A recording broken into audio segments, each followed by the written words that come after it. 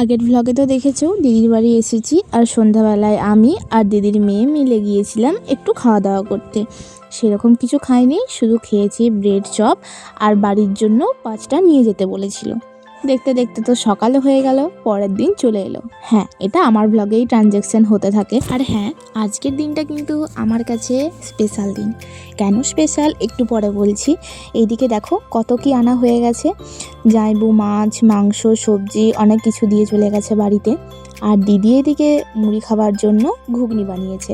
ঘুগনিটা এত দারুণ হয়েছে যে দেখছো একদম আঙুল চেটে খাচ্ছে। তবে হ্যাঁ, দিদি কিন্তু আঙুল চেটে খাওয়ার মতনই বানিয়েছিল, খুব সুন্দর হয়েছিল। আর এদিকে আমার জননী বসে প্রতিটা সবজি সুন্দর করে সাজিয়ে সাজিয়ে ঝুড়ির মধ্যে রাখছে। আমার একটু হেয়ার কেয়ার চলছে, ওই ফ্লেক্সির জেলটা একটু আজকে চুলে অ্যাপ্লাই করছি। জানি না আদৌ আমার ঠিকঠাক মতো শ্যুট হবে কিনা, তবে শুনলাম যে ওটা চুল পড়াটা অনেকটা বন্ধ হয়ে যায়। আমি এসে মুনিয়া সোনাকে একটু আদর করছিলাম। হ্যাঁ, ওর নাম মুনিয়া।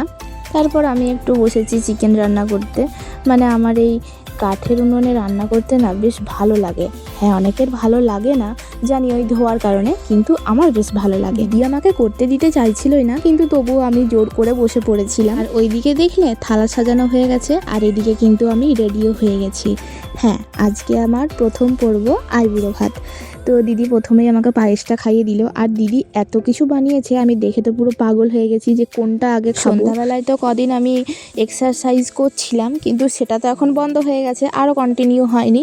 তো জানি না ওয়েটের কি হবে, তবুও খেতে আমাকে সব হয়েছে মোটামুটি। চলো, খাওয়া দাওয়া তো কমপ্লিট হয়েছে। আর এবার সন্ধ্যাবেলায় বসেছিলাম আবার মুনিয়াকে নিয়ে একটু আদর করছিলাম। না কেন বাবা, অত কিছু খাওয়ার পর আবার সন্ধ্যাবেলায় খিদে পেয়ে গিয়েছিল। আমরা 3 জন 10 টাকা করে চাঁদা তুলে নিয়ে এসেছি ম্যাগি। তো চলো আমরা ম্যাগি খাই। আর আজকের ভ্লগটা কেমন লাগলো কমেন্টে জানাও।